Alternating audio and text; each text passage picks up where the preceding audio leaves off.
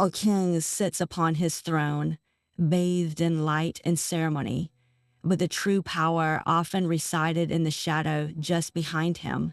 Throughout history, some of the most formidable rulers were queens who never officially wore the crown, women who mastered the art of ruling from the shadows.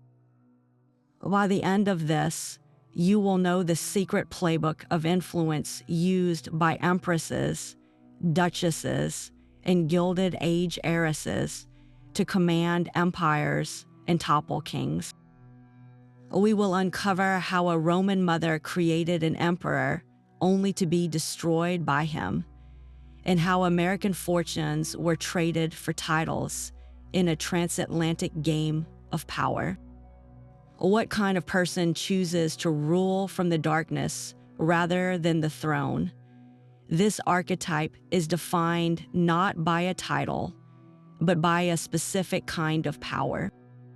A queen regnant wears the crown in her own right. A queen consort is the king's wife, her status derived from his, but the queen behind the throne is a different creature entirely. Her authority is unofficial, often invisible to the public eye, yet it shapes the very decisions that move nations. She operates through her relationships, as a mother whose son is king, a wife who is her husband's closest counsel, a mistress who holds a monarch's ear, or an advisor who commands respect through sheer intellect. Her throne is a whisper in a private chamber, a letter written in a firm hand, a network of loyalists who answer to her first. The tools of her trade are subtle but potent. She masters the art of manipulation, not as a villainous trope, but as a necessary political language in a world that denies her direct command. She wields patronage, placing allies in key positions and building a web of obligation. She cultivates intelligence networks because information is the currency of the shadow court. And above all, she relies on a force of personality so compelling that kings and ministers bend to her will, often believing the idea was their own. Well, our story will take us to the ballrooms of Gilded Age New York, where American heiresses became titled wives. This archetype is ancient and universal. From the palaces of Rome to the courts of Europe and Asia, for as long as there have been thrones, there have been brilliant, ambitious figures who found that the most enduring power often lies just out of the spotlight. The Shadow Court found one of its most formidable early architects in the palaces of ancient China. Empress Lu Jia, wife of the Han Dynasty's founding Emperor Gyazu, did not merely advise her husband, she mastered the machinery of the state itself. While her husband fought to unite an empire, Lu Jia learned the intricate workings of court politics, the levers of patronage, and the brutal calculus of survival. Her power was always relational, derived from her position as the emperor's wife and the mother of the heir, but she wielded it with a chilling, independent ambition that would redefine the role of an empress dowager for centuries. When Emperor Gyazu died, the true test of her shadow rule began. Her son, Emperor Hui, was young and gentle, a stark contrast to his iron-willed mother. Lu Jia stepped seamlessly from behind her husband's throne to stand firmly behind her son's, becoming the de facto sovereign of the Han Empire. To secure her family's unchallenged dominance, she embarked on a series of political purges that would become legendary for their cruelty. Her most infamous act targeted consort Kai, a former rival for the emperor's affection, and Kai's son, a potential threat to Lu's own lineage. The fate she devised was a calculated message of terror. Consort Kai was mutilated, imprisoned, and reduced to a living spectacle, while her son was poisoned. This was not merely revenge, it was statecraft through atrocity, a brutal demonstration meant to paralyze any other court faction with fear. Yet Empress Lu was far more than a mere tyrant. During her regency, she proved to be a shrewd and capable administrator. She promoted members of her own clan to key military and government posts, ensuring loyalty, but she also upheld many of the stabilizing policies of the early Han, favoring economic recovery and a lighter tax burden on the people. Her legacy is a stark duality, one that perfectly encapsulates the potential and the peril of the power behind the throne. She demonstrated that such influence could govern an empire effectively, providing continuity and competent rule. But she also proved it could descend into a personal dictatorship, where the line between securing a dynasty and indulging in vengeful paranoia vanished. The shadow in her hands became a place of both order and unimaginable darkness. Empress Lu's legacy of shadow rule would find a dazzling and far more complex successor centuries later in the courts of medieval Europe. Eleanor of Aquitaine did not just stand behind a throne, she brought her own throne with her. As the sole heir to the vast, wealthy Duchy of Aquitaine in what is now southwestern France, Eleanor entered the game of power with a resource few women of her time possessed: independent wealth and land. Her first marriage to King Louis VII of France made her a queen consort, but it was a role that chafed against her formidable will. She accompanied Louis on the disastrous Second Crusade, not as a passive observer, but as a leader in her own right, even reportedly arriving with her own contingent of noble women. The marriage, ultimately annulled, was a lesson in the limits of being merely a king's wife. Eleanor's next move redefined her destiny. She married Henry Plantagenet, a man 11 years her junior, who would soon become King Henry II of England.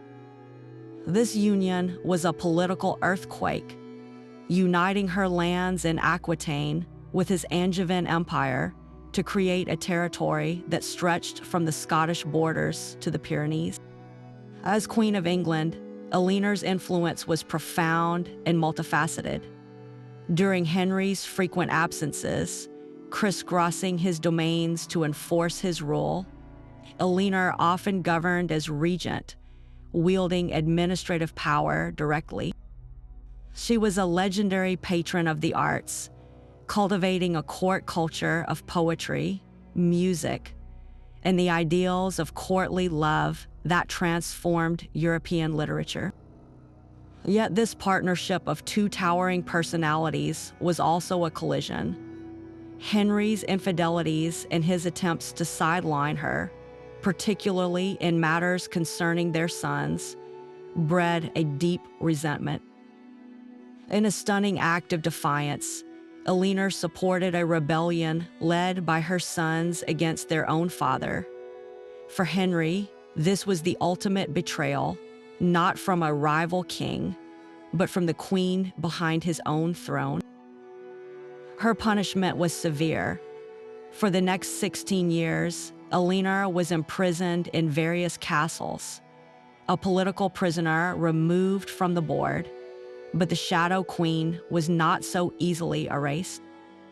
Upon Henry's death, her favorite son, Richard the Lionheart, freed her immediately. With Richard rushing off to the Crusades, it was Eleanor, now in her late 60s, who stepped in to rule England as regent. She secured the realm, raised the colossal ransom to free Richard from captivity, and tirelessly maneuvered to protect the interests of her family. Her power, unlike Lu Jiai's, was never rooted in terror, but in something equally durable: profound political intelligence, vast economic resources, and an unmatched understanding that true authority could flow through the channels of family, culture, and land. She was a queen consort who transcended the title, a prisoner who outlasted her jailer, and a mother whose legacy was the preservation of an empire. While Elinor governed from castle keeps, another kind of shadow court was flourishing in the sun-drenched, venomous politics of Renaissance Italy. Here, the name Borgia became synonymous with ruthless ambition, papal corruption, and whispered tales of poison. And at the heart of this legend was Lucrezia Borgia, often remembered as a mere pawn, a beautiful vessel for her father's and brother's dark ambitions. But to see her only as a victim or a villain is to miss the masterful political operator she became. Her early life was indeed orchestrated by the men around her. Pope Alexander VI, her father, and her brother, Cesare Borgia, used her marriages as strategic moves on their chessboard of power. She was married and then swiftly divorced from her first husband when a better alliance presented itself. Her second marriage ended under a cloud of mystery when the man was brutally murdered, a crime many pointed to Cesare. To the outside world, Lucrezia appeared to be the ultimate passive instrument, a woman moved from one palace to another at the whim of her family's insatiable hunger for control. Yet within this gilded cage, Lucrezia was learning. She was observing the intricate machinations of the papal court, understanding the language of diplomacy and the lethal price of weakness. Her true transformation began with her third and final marriage to Alfonso d'Este, the Duke of Ferrara. This was not a union of fleeting passion, but a stable, strategic partnership. Ferrara was a sophisticated, independent court, and here, Lucrezia finally stepped out from the long shadow of the Borgia name to craft an identity and a power base entirely her own. As Duchess of Ferrara, she proved to be a brilliant administrator and a discerning patron of the arts. She took charge of the court's vast domestic and financial affairs, managing estates, settling disputes, and corresponding with a network of diplomats and agents. Her letters reveal a sharp, pragmatic mind, deeply engaged in the granular details of governance. She transformed the Ferrara court into a vibrant cultural hub, attracting poets like Pietro Bembo and artists such as Titian, using patronage not just for prestige, but to cultivate a network of influential thinkers loyal to her. Most crucially, she became an indispensable diplomatic conduit for her brother, Cesare. While he campaigned to carve out a territory for himself in central Italy, Lucrezia served as his eyes, ears, and voice in Ferrara, passing messages, softening opposition, and gathering intelligence. She navigated this dual loyalty with remarkable skill, maintaining her vital role in her brother's schemes while simultaneously building her own unquestioned authority as the Duchess of Ferrara. The poisoner of legend fades away, replaced by the figure of a resilient stateswoman who used the very tools meant to constrain her, her marriages, her name, her position, to construct a sphere of influence that was respected, effective, and entirely her own. She learned to rule from the shadows not through infamy, but through intelligence, administration, and an impeccable sense of political timing. While Lucrezia Borgia navigated the treacherous currents of Italian courts, a very different kind of shadow queen was rising in the most dazzling palace of them all, Versailles. Here, under the gilded ceilings of the Hall of Mirrors, King Louis XIV, the Sun King, embodied the absolute monarch, a ruler whose very person was the state. Yet in his later years, the brightest light in France began to cast one very long, influential shadow, that of Françoise d'Aubigné, the Marquise de Maintenon. Her story is perhaps the ultimate rags to riches tale within the palace walls. Born into impoverished nobility, she was widowed young and left nearly destitute, forced to rely on charity. Her fortune changed not through a grand marriage, but through a humble position. She was hired as governess to the illegitimate children of the king and his mistress, Madame de Montespan. In this role, Françoise revealed her exceptional qualities, intelligence, piety, and a quiet, steady dignity that stood in stark contrast to the frivolity and intrigue of the court. The Sun King, weary of the constant drama surrounding him, found in her a sanctuary of calm and sincere conversation. Their relationship deepened from friendship into a secret, and almost certainly morganatic, marriage after the queen's death. She never became queen consort in title, but she became the king's wife in private, and his most trusted confidante in all matters of state. From this uniquely intimate position, Madame de Maintenon's influence was profound and pervasive. She held no official office, yet she shaped policy. A devout Catholic, she is widely credited with encouraging the king's increasing piety, which led to the devastating revocation of the Edict of Nantes, an act that stripped rights from French Protestants and caused a mass exodus of skilled citizens. Her opinions weighed heavily on court appointments, with officials and bishops alike seeking her favor to gain the king's ear. Even military dispatches were sometimes read to her first, and her counsel was sought on matters of strategy and diplomacy. Yet her power was not solely directed toward matters of high politics. Driven by her own early struggles in her faith, she championed a cause then considered radical for women: education. Using her influence and the king's funds, she founded the Royal School of St. Louis at St. Cyr, an institution dedicated to educating the daughters of impoverished noble families. This was not merely charity.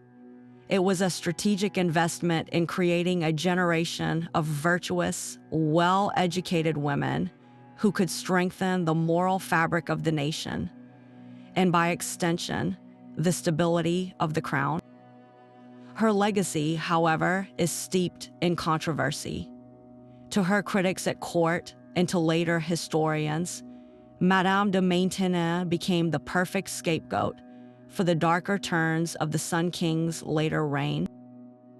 The costly wars that drained the treasury, the oppressive religious policies that fractured the kingdom, all were blamed on the secret wife's whispered advice. She embodied the double-edged sword of unofficial power.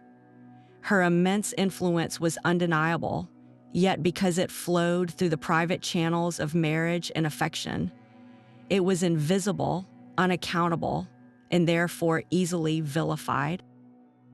She reaped the ultimate reward of intimacy with the most powerful man in Europe, but she also bore the blame for his failures, a permanent resident of the shadow, illuminated only by the reflected light of a fading sun. The shadow court of Versailles, built on piety and secret marriage, was a world away from the blunt, tempestuous friendship that would define power in early 18th century England. Here, the queen behind the throne was not a secret wife, but a childhood friend. Queen Anne, who ascended to the British throne in 1702, was a monarch plagued by poor health and personal tragedy. having endured 17 pregnancies without a living heir. Her constant solace and her most powerful political anchor was Sarah Churchill, the Duchess of Marlborough. Their bond was legendary, a deep affection forged in girlhood, expressed in intimate letters where they used the pet names Mrs. Morley and Mrs. Freeman, a deliberate attempt to escape the stifling formalities of rank. This friendship became the foundation of one of the most formidable political partnerships in British history. Sarah's official positions sound domestic, even mundane, but they were the keys to the kingdom. As groom of the stool, she had the most private access to the Queen, controlling who could see her and when. As keeper of the privy purse, she managed the Queen's personal finances, a fortune that could be used to reward allies and influence policy. This combination made Sarah the ultimate gatekeeper. Every favor, every appointment, every whisper of state business had to pass through her. During the monumental War of the Spanish Succession, a global conflict against France, Sarah's influence was not just personal, it was strategic. She was the passionate advocate for John Churchill, her husband, the military genius commanding British forces. She relentlessly promoted his interests to the Queen, securing him the resources and authority he needed to win his historic victories, like the Battle of Blenheim. But her power extended far beyond the battlefield.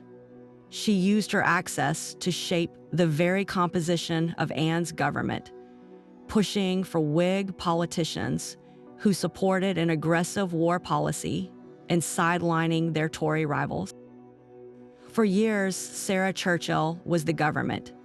She decided which ministers the Queen saw, she guided the royal hand on state documents, and she directed the flow of patronage to build a powerful political faction loyal to the Marlboroughs.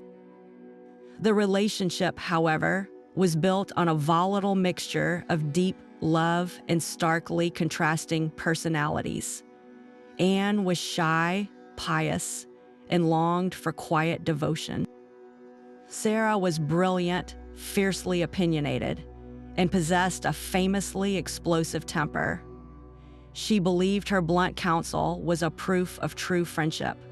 But over time, her scolding lectures and political bullying began to exhaust and alienate the Queen. The door Sarah so tightly guarded was about to be opened by a new, quieter key. A poor cousin of Sarah's, named Abigail Masham, had been brought to court as a humble bedchamber woman. Where Sarah was hectoring, Abigail was soothing. Where Sarah championed the Whigs, Abigail subtly favored the Tories. Most devastatingly, Abigail provided the Queen with the uncritical sympathy and gentle companionship she now craved. Sarah, consumed by the affairs of state, and perhaps blinded by her own supremacy, disastrously underestimated this quiet rival. The rupture, when it came, was slow, painful, and absolute. Sarah's tirades against Abigail only pushed Anne further away. The Queen began to see her old friend not as Mrs. Freeman, but as an overbearing minister she could no longer tolerate. One by one, Sarah's channels of influence were shut down. She was stripped of her court offices, and her access to the Queen was permanently revoked. The fall was as spectacular as the rise. The friend who had helped steer a nation through war was banished from court. Her political empire dismantled almost overnight. The story of Sarah Churchill is the ultimate cautionary tale of the power behind the throne.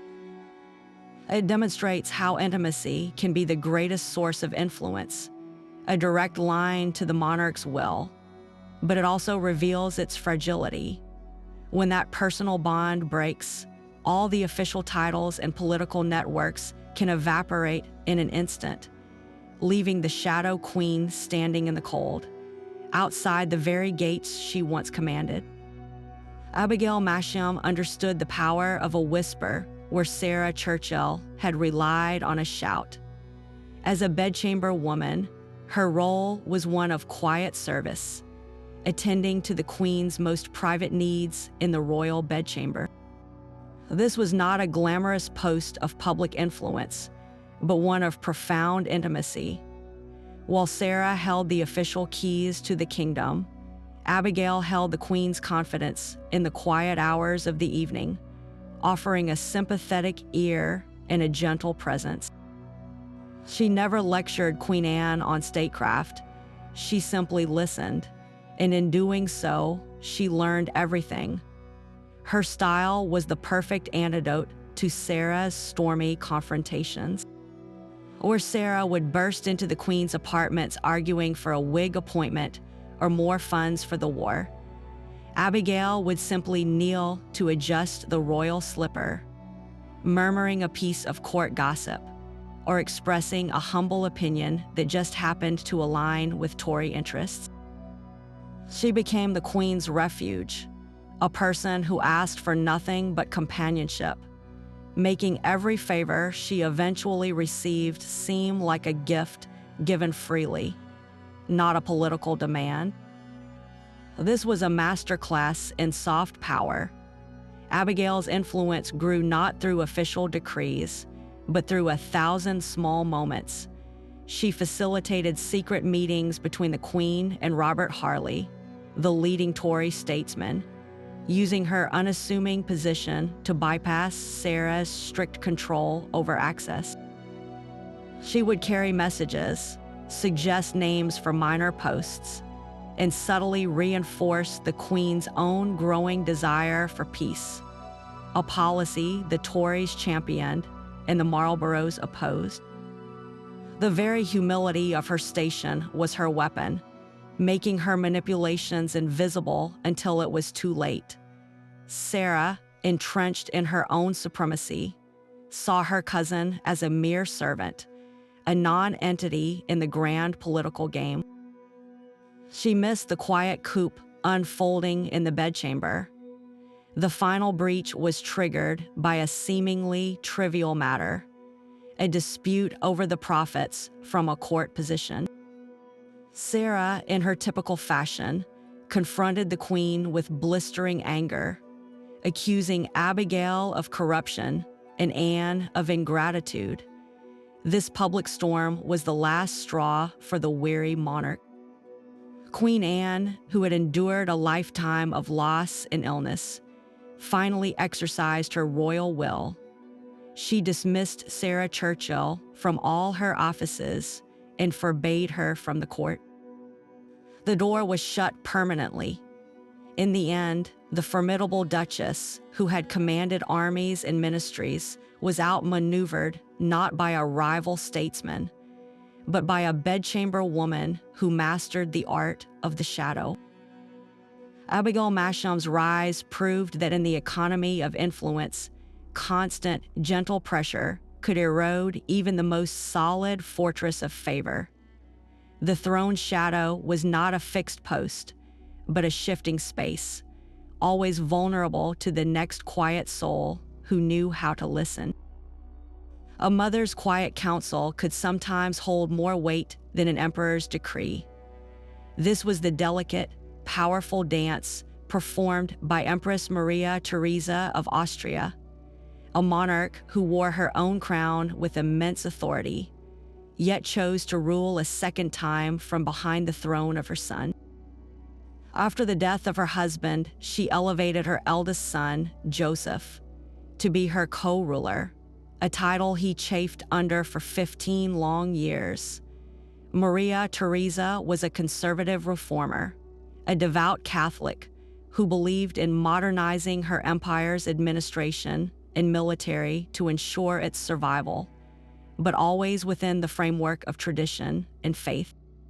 Her son, however, was a radical disciple of the Enlightenment, eager to sweep away the old order with the brisk, rational brush of philosophical ideals.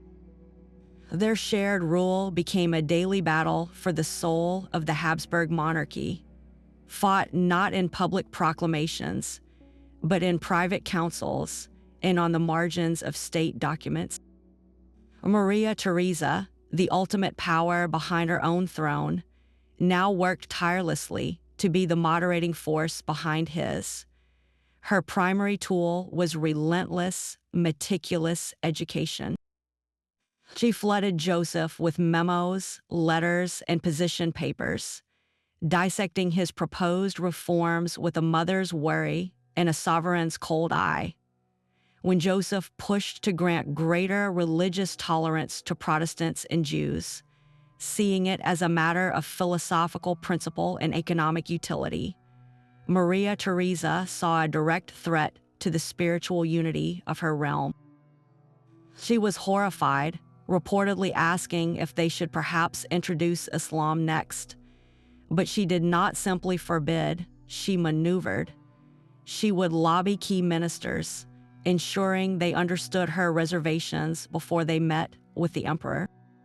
She maintained a vast correspondence with foreign diplomats, subtly shaping their perceptions of Vienna's policies to create external pressure for caution. Her influence was a network of whispers and withheld approvals, slowing the juggernaut of Joseph's ambitions at every turn. She understood the machinery of government intimately, and she used that knowledge to quietly disconnect gears before her son could set them in motion. This shadow governance persisted even after her death. Joseph, finally free to enact his sweeping reforms, launched a revolution from above. He dissolved monasteries, rewrote laws on marriage and religion, and centralized power with a furious pace. Yet almost immediately, he faced fierce resistance from the very people his mother had sought to protect: the nobility, the peasantry, and the devout. The empire began to fracture under the strain. In his final, lonely years, Joseph was forced to repeal many of his most radical edicts, a stark admission of defeat. In doing so, he inadvertently proved the enduring wisdom of his mother's behind-the-scenes resistance. Her caution, her deep connection to the traditions of her diverse peoples, and her understanding that change must be grafted slowly onto the living tree of a nation. All these influences outlasted her. The shadow she cast was not one of obstruction, but of stability, a mother's hand subtly steadying the scepter long after she had passed it on. Her story reveals that the most enduring power behind a throne is not always about seizing control, but about imparting a core of principles so strong it guides an empire even in the face of a king's rebellion. While Empress Maria Theresa fought to preserve tradition, a very different kind of power was brewing in the drawing rooms of Paris, one fueled not by royal blood, but by brilliant conversation. In the turbulent decades leading to the French Revolution, the true seat of political thought was often a plush armchair in a private salon, and no one mastered this arena better than Germaine de Staël. Born into immense wealth and intellectual privilege as the daughter of Louis XVI's finance minister, she was raised in a world where ideas were the ultimate currency. Her Parisian salon became the most coveted invitation in Europe, a place where philosophers, politicians, writers, and diplomats gathered not just to socialize, but to shape the very ideologies that would topple a kingdom. Here, in these elegant parlors, the concepts of liberty, rights, and republicanism were debated with a fervor that rivaled the National Assembly. Madame de Staël was not merely a hostess serving tea. She was the conductor of a symphony of minds, guiding discussions, challenging assumptions, in connecting powerful people across ideological lines. Her influence was the power of the network, woven through wit and intellectual force. When revolution gave way to the iron grip of Napoleon Bonaparte, de Staël's salon transformed into a center of opposition. She wielded a weapon Napoleon feared far more than any army: the power of the pen. In her novels and political treatises, she championed individual liberty, constitutional government, and the vital role of public opinion. She argued passionately against despotism in any form, whether it wore a crown or a general's bicorn hat. Her famous book, On Germany, celebrated the romantic spirit and intellectual depth of German culture, implicitly criticizing Napoleon's militaristic and centralized control of France. For the emperor, who sought to dominate every facet of French life, this independent-minded woman was a menace. He saw her salon as a nest of spies and her writings as a direct threat to his authority. His solution was blunt. He exiled her from Paris. Yet this punishment only amplified her reach. Forced to travel across Europe, she turned her homes in Switzerland and Germany into new, itinerant salons, becoming a living nexus for the anti-Napoleonic resistance. Diplomats, exiled princes, and dissident intellectuals all flowed through her doors, and she became a crucial back channel, relaying information and fostering alliances between the powers arrayed against France. Madame de Staël never married a king, nor did she hold a single political office. Her throne was a writing desk, her court a circle of chairs in a drawing room. She proved that profound influence could be exercised through the realm of ideas and social connection. By challenging a tyrant with nothing but her intellect and her vast web of relationships, she demonstrated that the shadow behind power could be cast not by a crown or a family name, but by the relentless light of a brilliant mind. Her legacy was a new blueprint for influence, where the pen and the parlor could shake empires. The salons of Paris proved that ideas could be a throne, but in the frozen palaces of St. Petersburg, a very different kind of queen emerged from the shadows, one who understood that loyalty, not philosophy, was the key to power. Empress Elizabeth of Russia presents a fascinating contradiction. A monarch remembered for her 3,000 gowns and her whirlwind of balls, yet who deftly ruled her empire for 2 decades by mastering the oldest tool of the shadow court, the strategic alliance.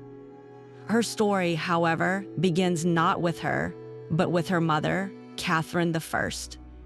Catherine was Peter the Great's second wife, a woman of humble Lithuanian origins who rose to become his indispensable partner.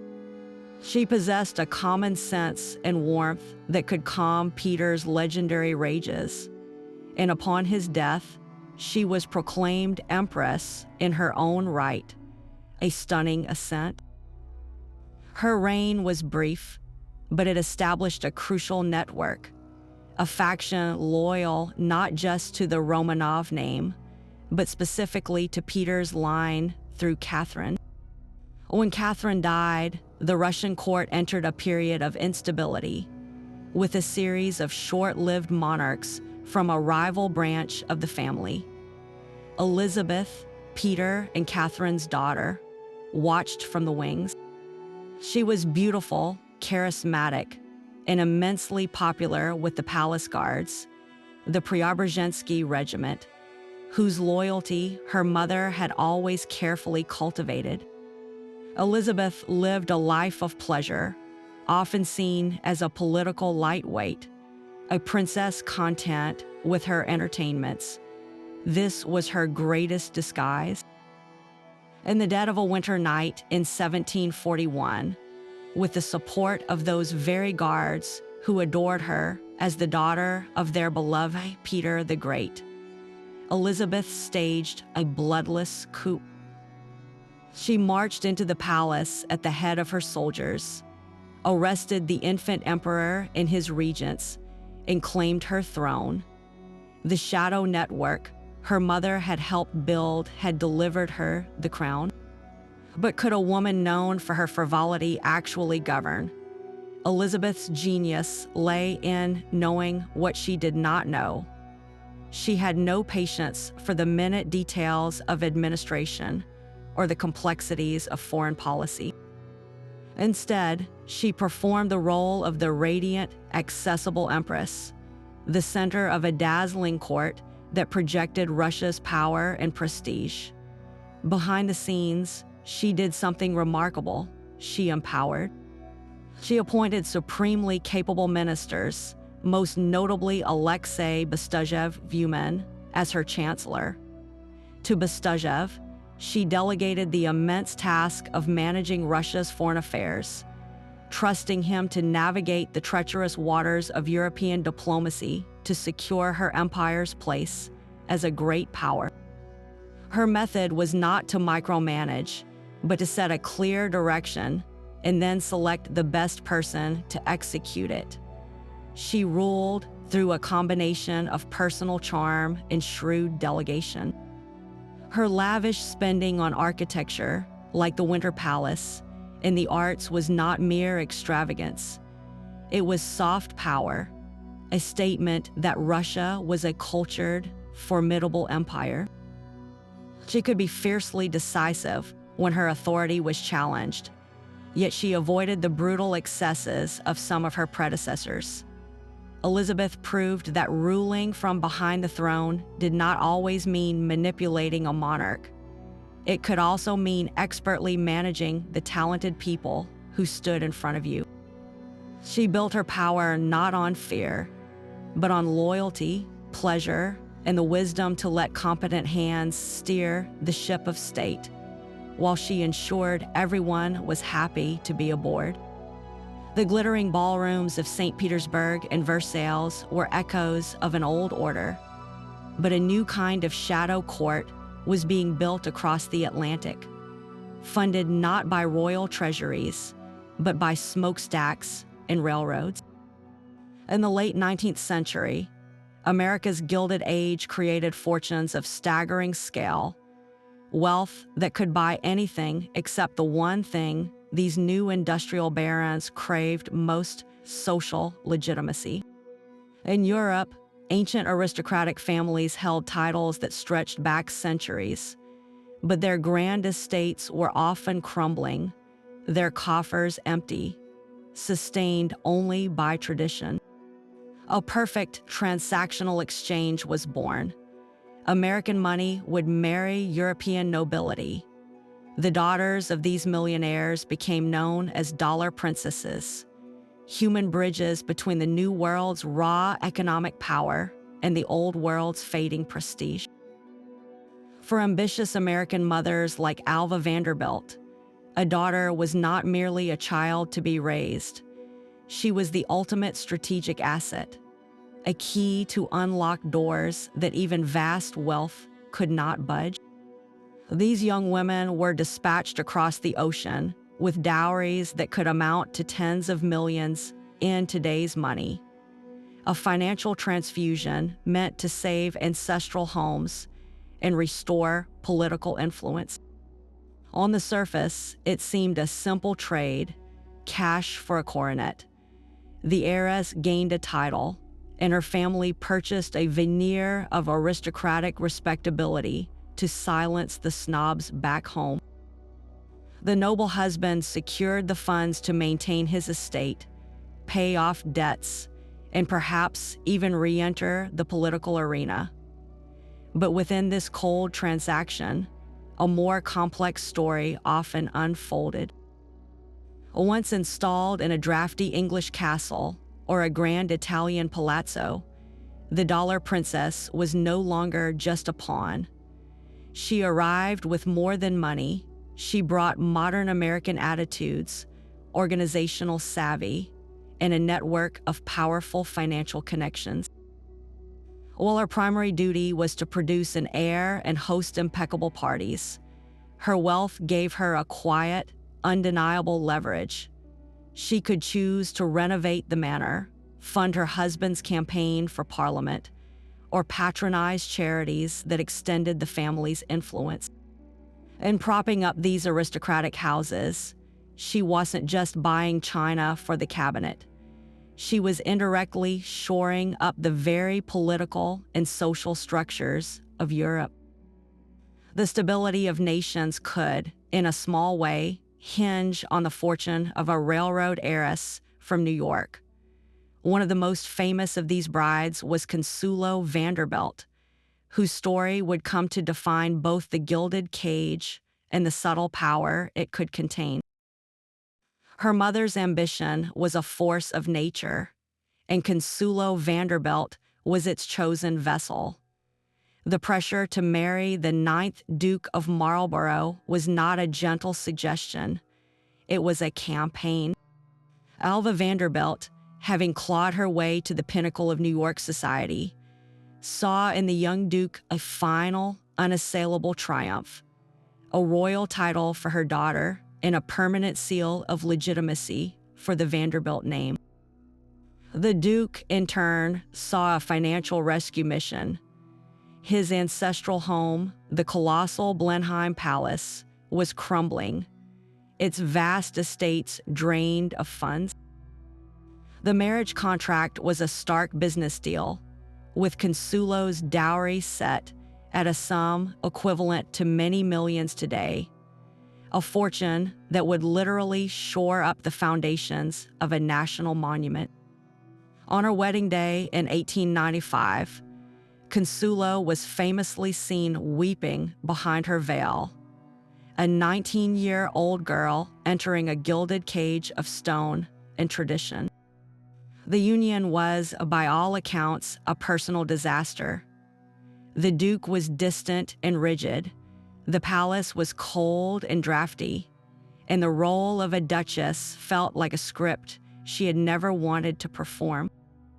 She was a prisoner in a palace, her every move dictated by protocol and her husband's demands for an heir. Yet, within this confinement, a quiet transformation began. The very wealth that had purchased her title also gave her a tool for independence. Consuelo turned her attention and her resources outward, away from the unhappy private rooms of Blenheim and into the world. She became a formidable philanthropist, funding hospitals, schools, and housing for the poor on the Marlborough estates. She did not just write checks. She involved herself deeply, visiting the sick and advocating for better living conditions. This work led her to a more radical cause, the fight for women's suffrage. She began to host meetings, fund campaigns, and use her title to lend credibility to a movement that sought to give all women a voice, the very thing she had lacked in her own life.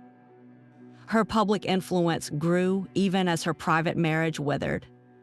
After years of quiet suffering and the birth of 2 sons to secure the lineage, she finally secured a separation and later an annulment. But her most powerful act of reclamation was still to come. In her later years, she wrote her autobiography, The Glitter and the Gold. In its pages, she broke the code of silence that protected the aristocracy. She detailed the cold calculation of her marriage, her mother's relentless pressure, and the profound loneliness of her early years as a duchess. It was not an act of bitterness, but of testimony. By telling her own story, she transformed from a pawn in a transaction into an author of her own narrative. Consuelo Vanderbilt's journey shows that even the most constrained power behind a throne could be repurposed. She used the platform her title provided, not to uphold the old order that had trapped her, but to quietly challenge it, funding progress, and finally speaking a truth that reshaped how we remember the entire glittering, painful exchange of dollars for duchies. But there was another Consuelo who played the game with a very different style. While Consuelo Vanderbilt wept, Consuelo Iznaga dazzled. Born to a Cuban sugar plantation owner and a Southern belle from Louisiana, this Consuelo brought a fiery, unconventional spirit to the transatlantic marriage market. Her match with the 8th Duke of Manchester was, on paper, another exchange of new money for an old title. Yet this Consuelo possessed a weapon beyond her dowry, a brilliant, infectious wit, and a fearless intelligence that refused to be caged by protocol. She did not just enter British society, she conquered its very heart, becoming a leading star of the Marlborough House set, the intimate and scandalous circle surrounding Albert Edward, the Prince of Wales.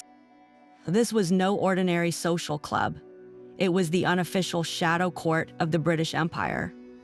While Queen Victoria remained in mourning seclusion, her son, the prince, hosted a parallel court at Marlborough House, a place where strict Victorian morals were set aside in favor of lavish parties, high-stakes gambling, and discreet romantic liaisons.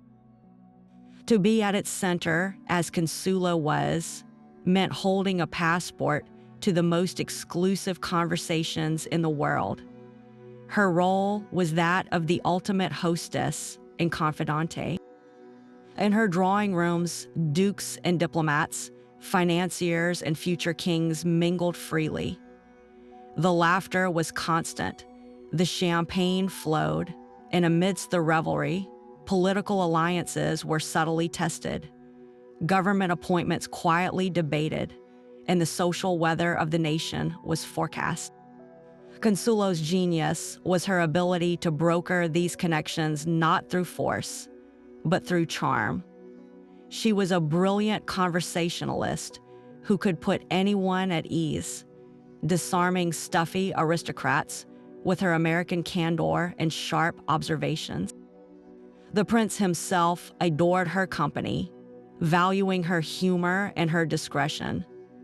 This placed her in a unique position of trust at the very nexus of social and political power. Through her, the vast wealth of American industrialists like the Vanderbilts and the Goods found a friendly, understanding conduit into the highest aristocratic circles. A word from Consuelo could secure an invitation, smooth over a faux pas, or introduce a wealthy American father to a titled son-in-law prospect over a game of cards. Her influence was the soft glue of the Anglo-American elite alliance, facilitating the mergers of blood and capital that would define the next century. She proved that the power behind the throne could wear a dazzling smile and wield a perfectly timed joke, proving that in the shadow court of Marlborough House, social brilliance could be its own formidable kingdom. Consuelo Iznaga's world of champagne and clever conversation was a potent force, but it was another American beauty who would channel that same social electricity directly into the heart of British politics, and in doing so, shape a dynasty. Jenny Jerome, later Lady Randolph Churchill, arrived in England not as an heiress with a bottomless fortune, but as a force of nature. The daughter of a flamboyant New York financier, she possessed a dazzling wit, a bold confidence, and a beauty that was described as more panther than kitten. When she married Lord Randolph Churchill, the brilliant and ambitious younger son of the Duke of Marlborough, it was a union of two formidable spirits. Jenny did not retreat into the background of aristocratic life. She built a new kind of command center, the political salon. Her drawing rooms in London became legendary. She filled them not just with aristocrats, but with the most interesting minds of the age, artists like Oscar Wilde, journalists, rising politicians, and powerful editors. Here, policy was debated as passionately as the latest play, and alliances were forged over fine brandy. Jenny was the brilliant conductor, guiding conversations, connecting people, and absorbing every piece of political gossip and strategy. Her role extended far beyond hostess. She became Lord Randolph's most trusted political partner when he launched his rapid, meteoric rise in the Conservative Party. Jenny was his chief strategist and campaigner.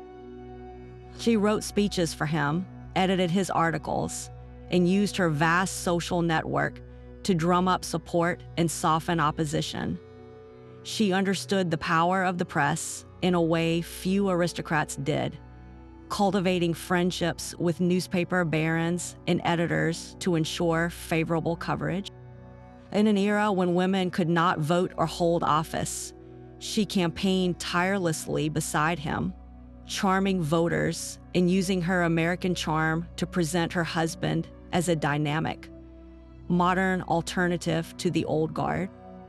Her influence was the wind in his sails, but Lord Randolph's career was as volatile as it was brilliant, ending in a dramatic, self-inflicted resignation that left him a political outcast. For many women, this would have been the end of their public role. For Jenny, it was a pivot. With her husband's career in ruins and the family finances strained, she turned her talents to securing the future of her two sons, most notably her eldest, Winston. She used every connection she had left to get the young Winston commissions in the army and postings to conflict zones where he could make a name for himself. She acted as his literary agent, tirelessly promoting his early books and arranging for his war dispatches to be published. She was his most candid critic and his fiercest advocate, schooling him in the art of political communication she had mastered. The environment she cultivated, a home pulsating with political talk, filled with books and visited by the era's great thinkers, was the essential forge for Winston's own worldview. He learned to think, argue, and ambition by breathing the air she curated. Jenny Jerome proved that the power behind the throne could be a preparatory force, not just for a husband's career, but for a son's destiny. She wielded her salon not merely for influence, but as an incubator, directly shaping the intellect and political instincts of one of history's most consequential leaders from the ground up. The salon's political power reached its zenith not in a politician's wife, but in a king's favorite. While Jenny Churchill shaped a future prime minister from the drawing room, another woman mastered the art of influence from an even more intimate and scandalous position. Alice Capel was not a duchess or an heiress in the traditional sense, but a society hostess of impeccable charm and discretion, who became the last and most famous mistress of King Edward VII.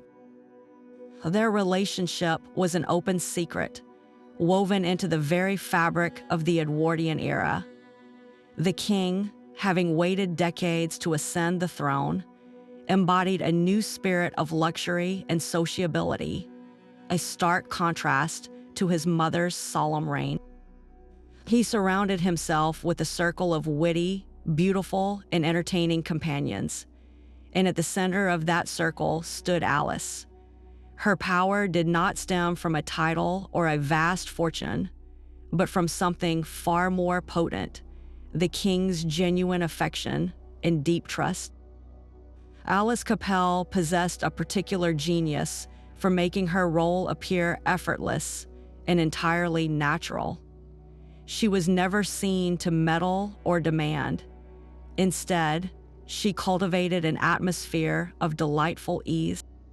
At house parties at the king's favorite estates, she ensured his favorite foods were served, that the conversation remained lively but never contentious, and that his cigars were perfectly lit. This was not mere servitude. It was a sophisticated form of emotional management, creating a sanctuary where the weary monarch could relax. Her discretion was absolute. She never spoke publicly of their relationship or boasted of her access. This unwavering loyalty and tact are what transformed her from a mere companion into a true confidante. Edward came to rely on her sharp mind and sound judgment, often discussing matters of state with her in the quiet hours after dinner. This unique position made Alice Capel an unofficial, yet critically important, channel of communication. Diplomats and politicians who found the formal court machinery too slow or cumbersome soon learned that a carefully dropped word with Mrs. Capel could reach the king's ear with remarkable speed and clarity. If a foreign ambassador needed to gauge the king's mood on a sensitive treaty, or an industrialist sought a royal endorsement for a venture, an introduction to Alice's drawing room became a coveted prize. She operated as a brilliant social filter and facilitator. She could introduce people with a subtle word of praise or deflect unwanted requests with a graceful change of subject, all while maintaining the plausible deniability of a mere socialite. Her home functioned as an annex to the palace, a place where the business of empire could be advanced amid the clink of champagne glasses. The balance she maintained was extraordinarily delicate. She was deeply respectful of the Queen, Alexandra, who tolerated the affair with a dignified silence born of decades of understanding the king's nature. Alice never flaunted her position or attempted to usurp the Queen's public role. She understood the invisible boundaries of her influence, exercising it only in the private sphere, never on the public stage. This very restraint is what secured her social power. To be invited to one of her gatherings was to be at the epicenter of influence. Her approval could smooth a family's entry into high society, and her disapproval could mean social oblivion. She demonstrated that the role of a royal mistress, when performed with intelligence and discretion, could be a legitimate, though unspoken, office of state. Her influence flowed through the soft power of affection and access, proving that sometimes the most direct path to a king's mind was through the trusted heart of a companion who asked for nothing but the privilege to listen. The same iron will that orchestrated a ducal wedding was now aimed at a far greater prize. Alva Vanderbilt Belmont, having secured her social triumph and endured a famously public divorce, discovered a cause that would consume the second half of her life with a ferocity that dwarfed her earlier ambitions. After marrying the wealthy banker Oliver Belmont, she turned her attention from ballroom politics to national politics, specifically the fight for a woman's right to vote. She realized her vast fortune and her unshakable social standing were not just trophies. They were weapons, and she intended to deploy them in a war for constitutional change. Alva did not merely write checks, though she wrote enormous ones. She became a general. She founded and bankrolled entire political organizations, most notably the Political Equality League, to lobby politicians directly. Understanding the power of spectacle, she funded massive, elegant rallies and parades, turning the suffrage movement from a fringe protest into a fashionable, formidable display of public will. Her most brilliant tactic was using her Gilded Age pedigree as a crowbar to pry open the doors of power. While other suffragists were dismissed as radicals, Alva, as a member of the highest echelon of society, could demand meetings with senators, mayors, and influential editors. She would arrive not with a protest sign, but with the imposing authority of a Vanderbilt, using her social leverage to apply pressure where polite petitions had failed. She purchased a mansion in Washington, D.C., and turned it into a strategic headquarters, hosting political salons where lawmakers were subtly but firmly reminded of the movement's growing power and impeccable backing. In essence, Alva Belmont repurposed the entire toolkit of the social queen: patronage, networking, and relentless persuasion, and aimed it at the United States government. She became a kingmaker not for a duke, but for a constitutional amendment, proving that the resources and ruthless strategy of the Gilded Age could be harnessed to dismantle the very systems that had created its glittering prison. Mary Lader's dowry was the fuel for an imperial engine.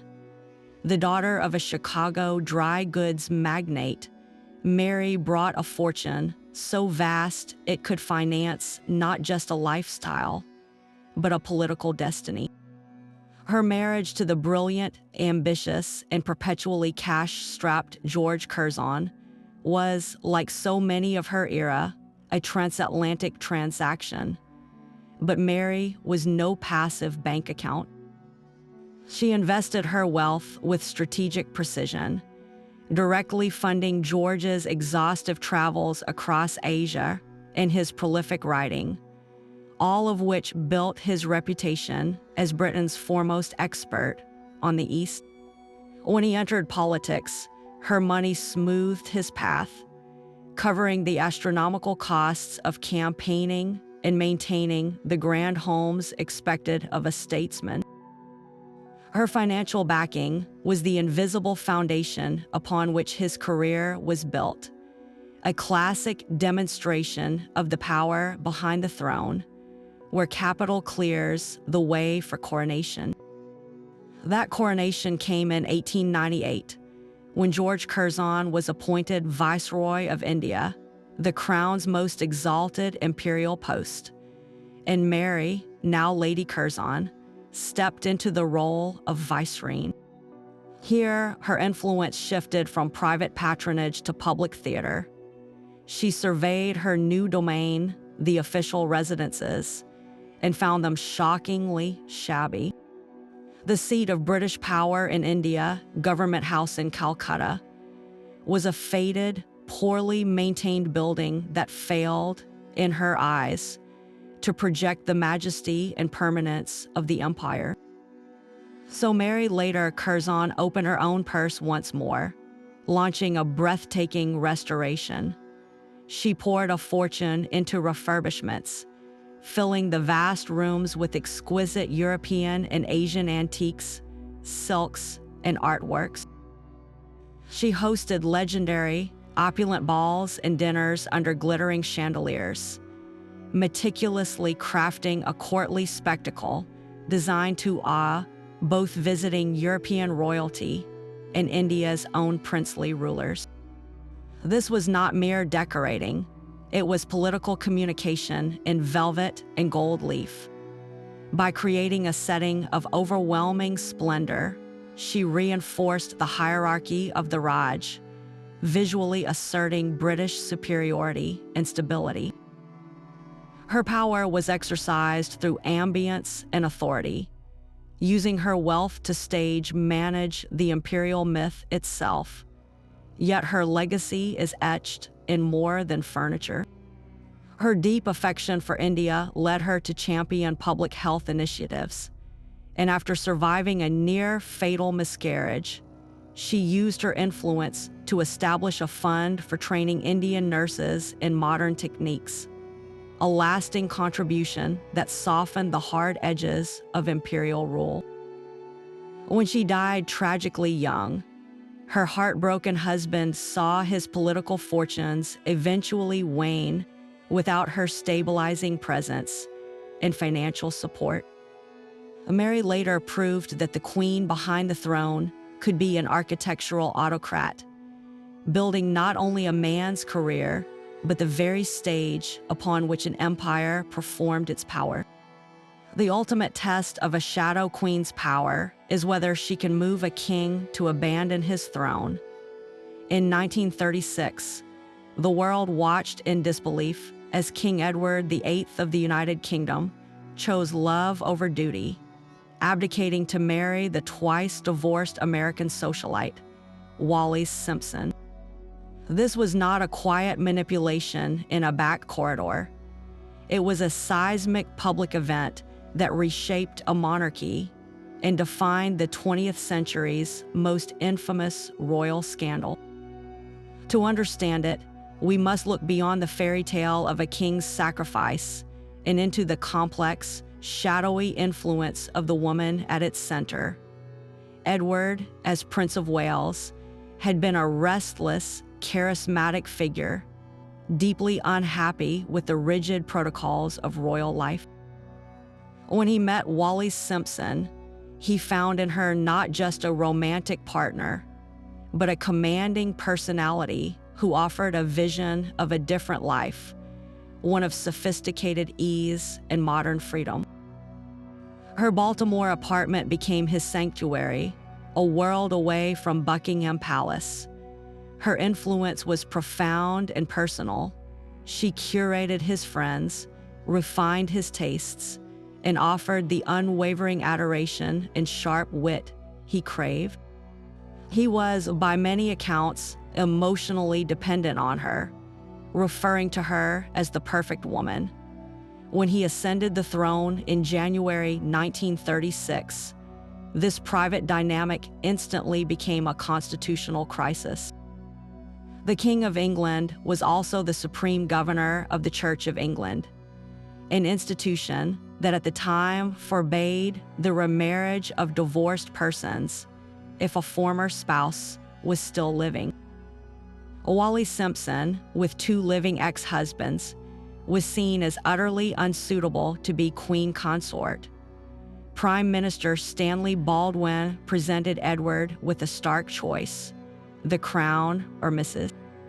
Simpson, the king's insistence on marrying her against the advice of his government, the church, and governments across the British Empire, triggered the abdication. Wallis's role was paradoxical.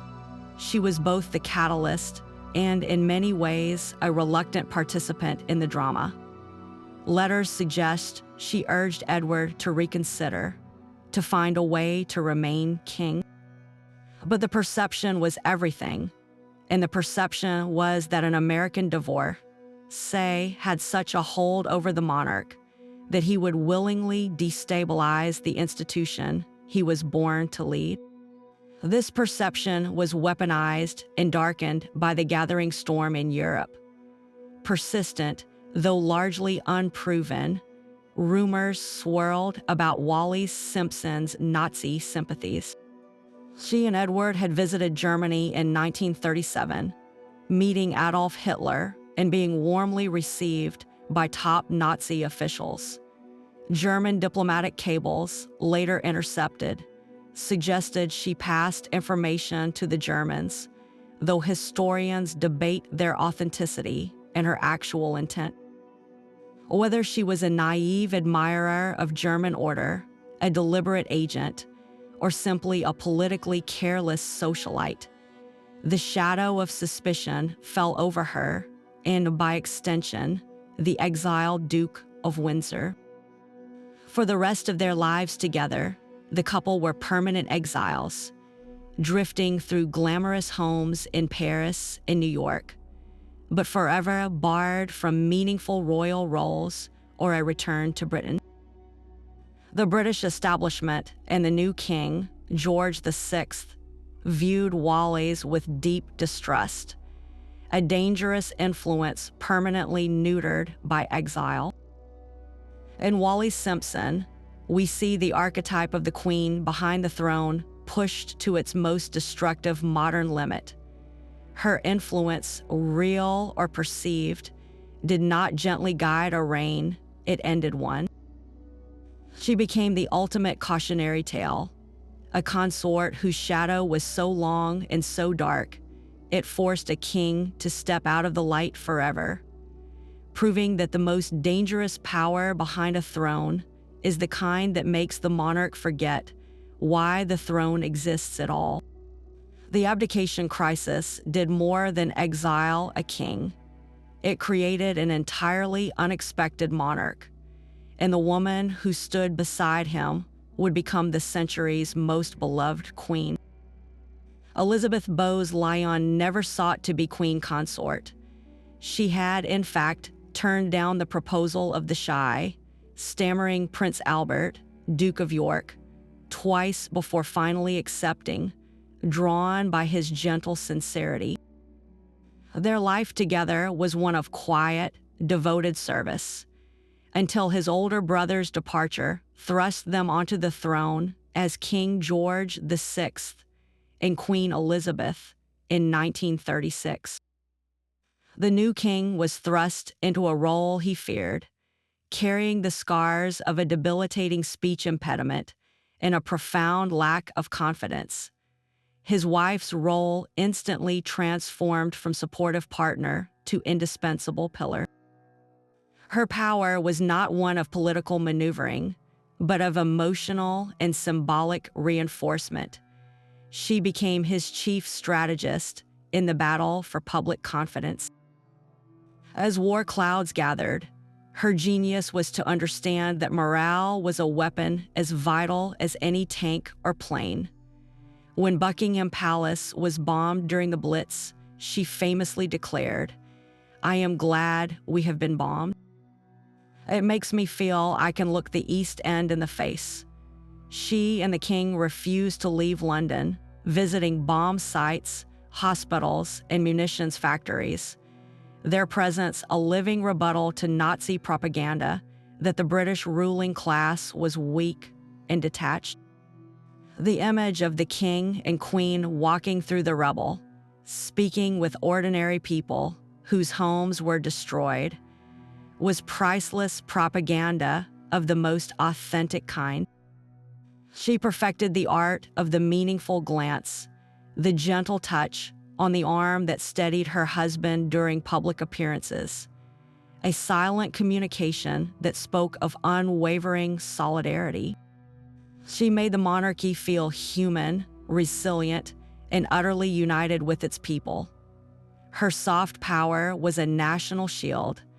After the king's tragic early death in 1952, her role evolved but did not diminish.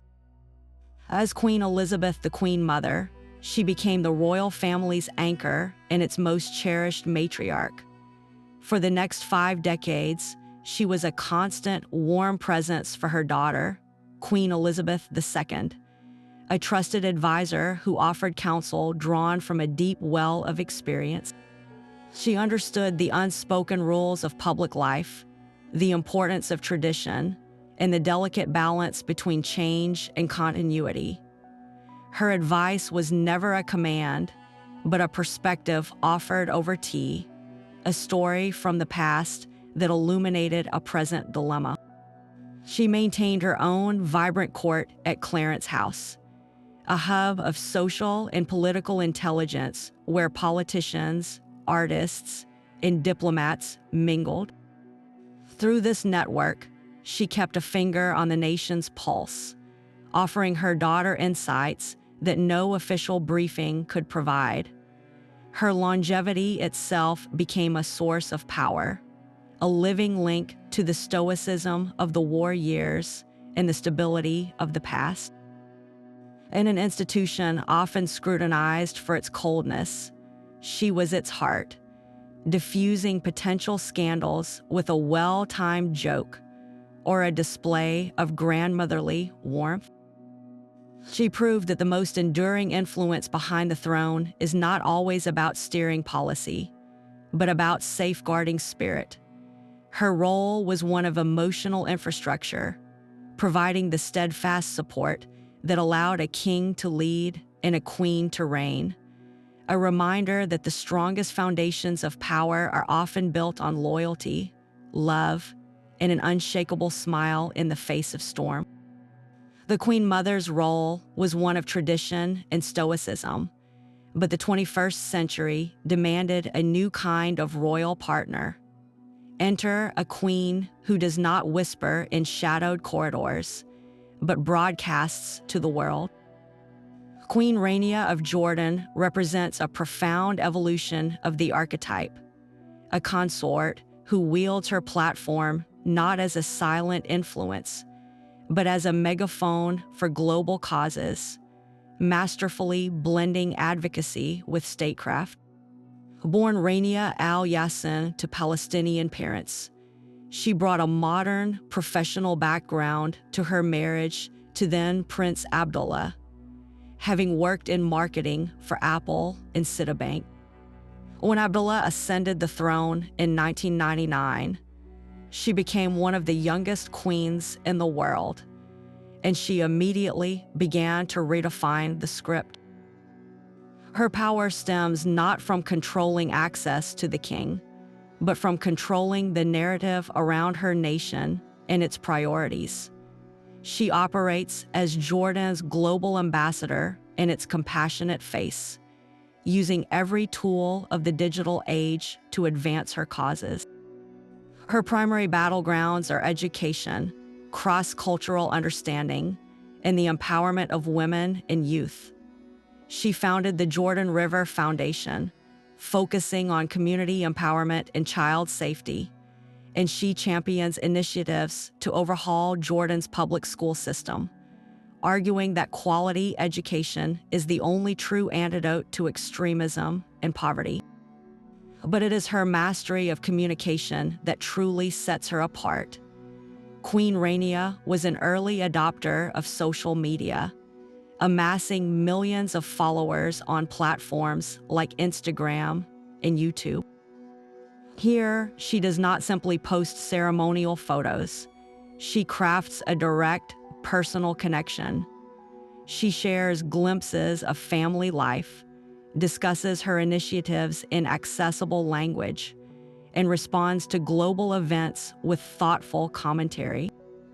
This digital presence allows her to bypass traditional media filters and speak to an international audience with unprecedented intimacy, shaping Jordan's image as a progressive, moderate force in a turbulent region.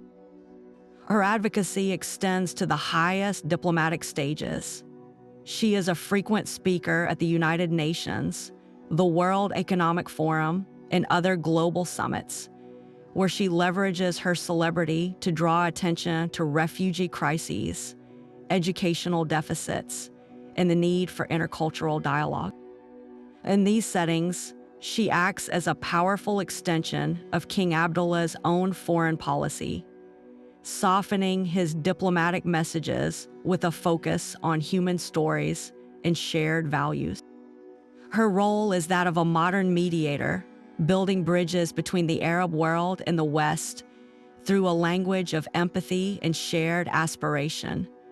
Crucially, her influence is exercised openly, beside the throne rather than strictly behind it.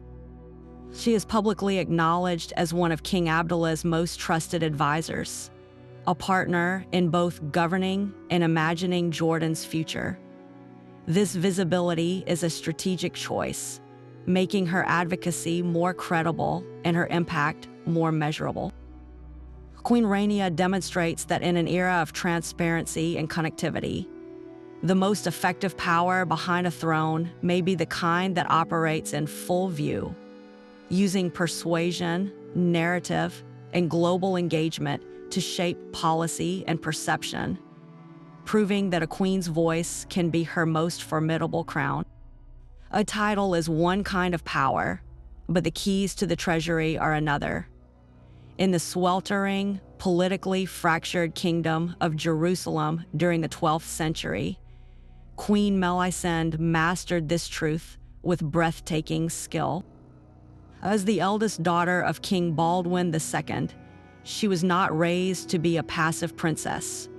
Her father, lacking a surviving son, designated her as his heir and arranged her marriage to a powerful French noble, Fulk of Anjou, on the condition that they rule jointly.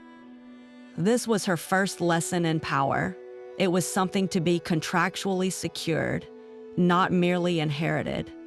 When her father died, she and Fulk were crowned together, but the partnership was immediately strained. Fulk attempted to sideline her, appointing his own countrymen to key posts and ignoring her counsel. Melisende did not retreat quietly. She rallied the support of the powerful local barons who remembered her father's promise and saw her as the legitimate carrier of the royal bloodline. Their pressure forced Fulk to restore her to a position of shared authority, a dramatic early victory that proved her political acumen. When Fulk died in a hunting accident, Melisende's moment arrived. She became sole ruler for her young son, Baldwin III. For years, she governed the fragile Crusader state with a steady hand, navigating complex alliances with neighboring Muslim rulers and the internal squabbles of her own nobility. She was not just a placeholder, she was a respected sovereign in her own right. But as Baldwin grew into adulthood, he began to chafe under his mother's continued control. The inevitable clash came when Baldwin, now in his early 20s, demanded full power. It led to a brief but bitter civil war, a family conflict that split the kingdom. In the end, a settlement was brokered. Melisende would formally step aside, and Baldwin would rule alone. For most rulers, this would have been the end of the story, a quiet retirement into obscurity. For Melisende, it was merely a change of strategy. She had negotiated the terms of her surrender with the cunning of a seasoned general. The agreement granted her direct control over the city of Nablus, and most crucially, a vast portfolio of lands and fortresses that generated immense wealth. She retained command of the royal treasury itself. Overnight, she transformed from a reigning queen into the kingdom's chief banker and landlord. This financial control became her new throne. When King Baldwin needed funds for his military campaigns to defend the vulnerable Crusader state, he had to come to his mother. She held the purse strings, and she could open or close them as she saw fit.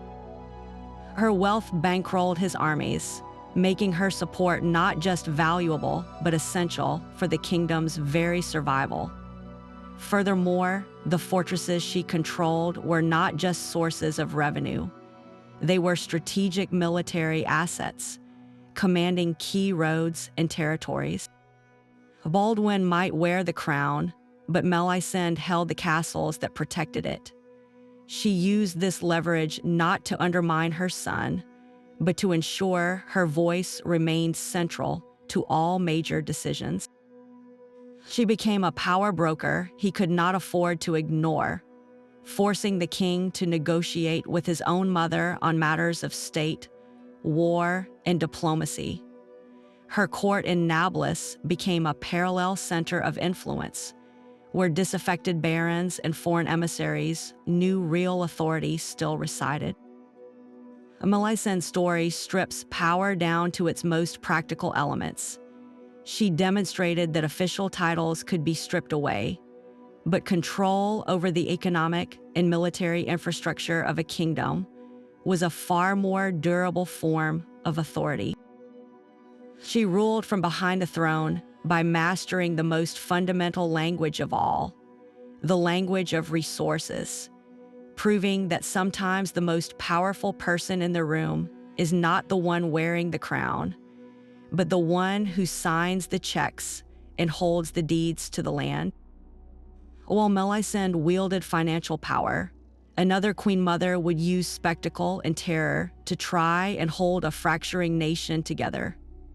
Catherine de' Medici arrived in France as a teenage bride, a Florentine outsider with a famous name but little real influence in the glittering, treacherous court of the Valois kings. For decades, she remained in the background, overshadowed by her husband, King Henry II, and his powerful mistress, Diane de Poitiers. But fate, in the form of a jousting lance, changed everything. Henry's sudden death thrust their sickly 15-year-old son, Francis II, onto the throne, and Catherine, now Queen Mother, stepped into the void of power.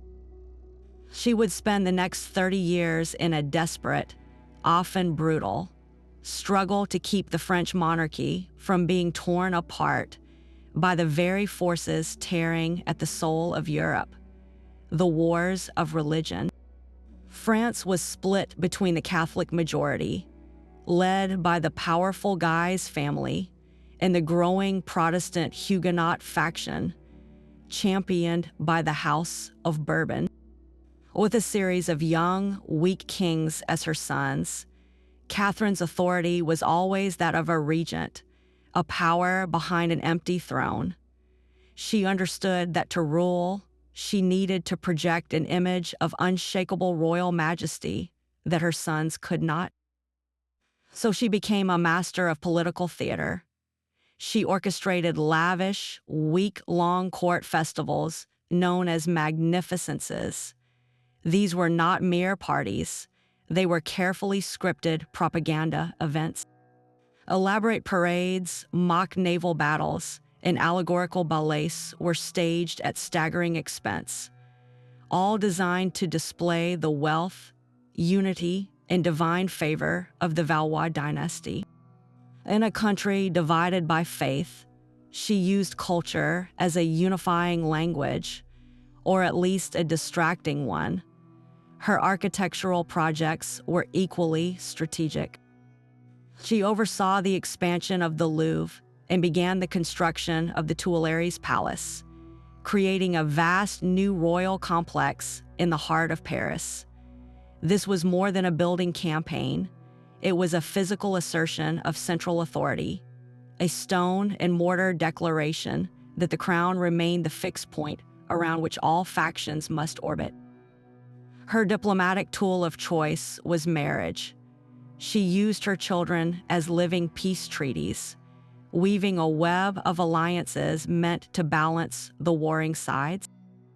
Most famously, she orchestrated the marriage of her daughter Marguerite to the Protestant Henry of Navarre, a union intended to broker a fragile peace between Catholics and Huguenots.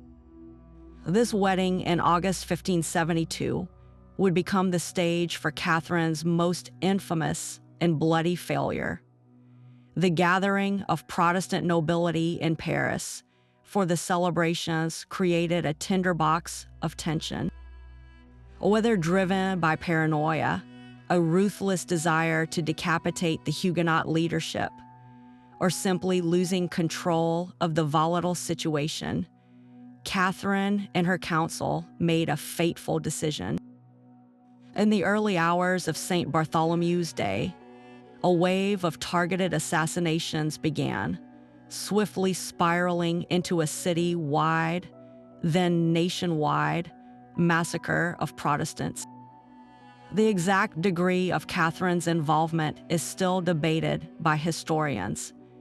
Did she order a limited strike against a few leaders, only to see it explode into chaos? Or did she sanction the wider bloodshed as a final solution to the Protestant problem? What is undeniable is that the massacre happened under her watch, with the royal palace a silent fortress at its center. The bloodshed shattered any pretense of her policy of balance, branding her forever as the Machiavellian queen, who would use any means to preserve her family's power. Catherine de Medici's legacy is the ultimate paradox of the shadow ruler. She was a cultural visionary who patronized the arts and shaped French cuisine and fashion. She was a tenacious matriarch who fought to the last breath to preserve her son's inheritance. Yet, her political machinations, culminating in the horror of the massacre, revealed the dark potential of power exercised from the shadows. When the throne itself is weak, the hand that seeks to steady it can, with one desperate move, plunge an entire nation into darkness, proving that the queen behind the throne holds not just the scepter, but sometimes the dagger. No shadow court was more lethal than the one within the Roman imperial family. Here, the ultimate gamble was played by a woman who understood that blood could be both a claim to power and a death sentence. Agrippina the Younger was born into the very heart of the Julio-Claudian dynasty, the great-granddaughter of Emperor Augustus. She watched as her mother and brothers were destroyed by the paranoid emperors Tiberius and Caligula, her own brother. This was her education, a brutal curriculum in survival where the only passing grade was the throne itself. Her ambition found its perfect vehicle in her son, Nero, and her path to securing his future was a masterpiece of cold calculation. Following the assassination of her brother Caligula, the unlikely figure of her uncle, Claudius, became emperor. Agrippina, now a widow, saw her opening. She orchestrated a scandalous marriage to her own uncle, a union that required a change in Roman law to permit. As the new empress, she wielded influence with a surgeon's precision. She removed rivals from Claudius' circle, most notably ensuring the exile of his powerful freedman secretary, and she relentlessly promoted her son, Nero, over Claudius' own biological son, Britannicus. She secured Nero's adoption by Claudius, positioning him as the clear heir. Then, with the pieces perfectly arranged, the final move. In the year 54, after a feast of mushrooms, Emperor Claudius fell violently ill and died. Ancient historians like Tacitus and Suetonius point the finger directly at Agrippina, alleging she had the dish poisoned. Whether she administered the fatal dose herself or not, the outcome served her design perfectly. Her 17-year-old son, Nero, was proclaimed emperor. For a brief, dazzling period, Agrippina achieved what few shadow queens ever do. She ruled openly beside the throne she had built. Coins were minted showing her face profile to profile with Nero, an unprecedented honor for an emperor's mother. She attended meetings of the Senate, hidden behind a curtain, but her voice was heard. She received foreign ambassadors and dictated policy. This was her zenith, the moment her lifelong gambit seemed to have paid off in absolute power. But she had forgotten the first rule of the shadow court: you must control the monarch, not become his rival. Nero, young and increasingly influenced by other advisors, began to resent his mother's domineering presence. Her constant reminders that she had given him the throne became an irritant, then a threat.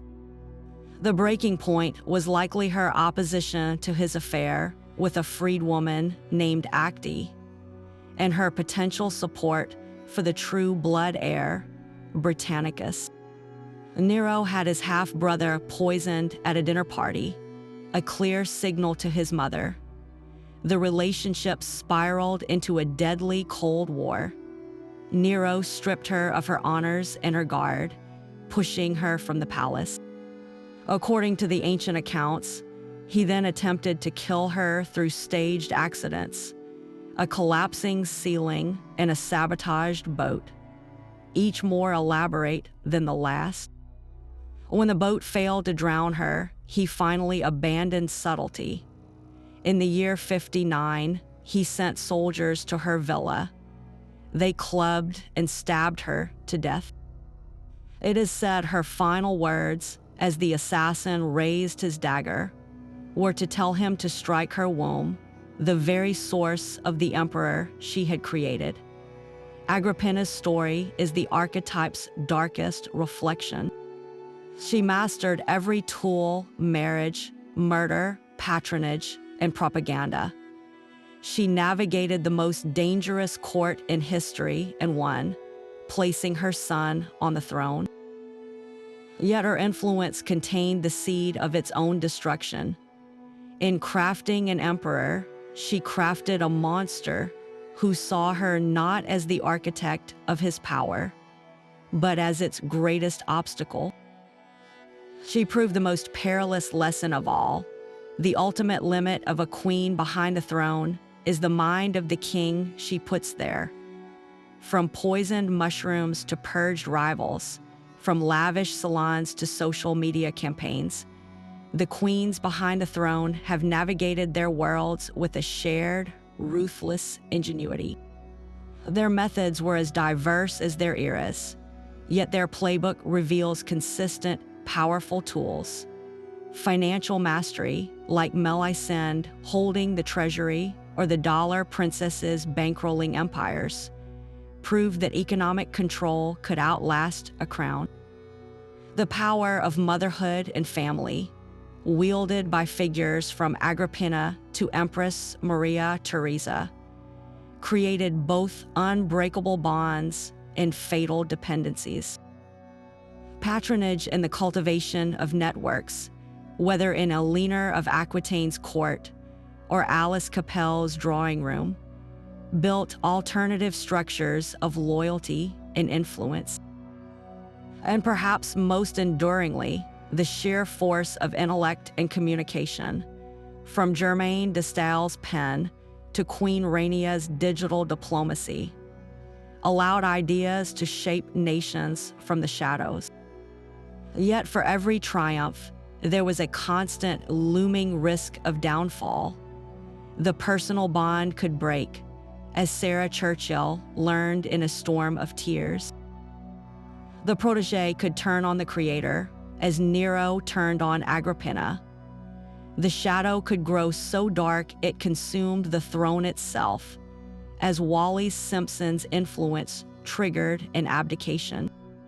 Their power was always conditional, a precarious dance on a knife's edge between guidance and overreach, between essential support and perceived threat. The evolution of this archetype is a mirror to history itself. In ancient and medieval courts, their power was often dynastic, flowing through bloodlines and secured through marriage or regency. By the Gilded Age, it became transactional, a fusion of capital and title where influence was purchased and then repurposed. In our modern, transparent world, the most effective versions operate in a new kind of light, using media and advocacy to build soft power empires that complement rather than hide behind the throne. Each woman adapted the timeless principles of behind-the-scenes rule to the constraints and opportunities of her moment, leaving indelible marks on laws, borders, cultures, and dynasties. Their stories challenge the simple narrative of who holds power and how it is truly exercised. So we leave you with this question to ponder. After this journey from Roman palaces to Parisian salons to Instagram feeds, who do you think was the most effective, or perhaps the most dangerously successful, queen behind the throne? Was it the builder, the banker, the mother, or the whisperer? Share your thoughts in the comments below. And if you enjoyed this deep dive into the shadows of history, subscribe for more tales of royal scandals and the hidden figures who shaped our world.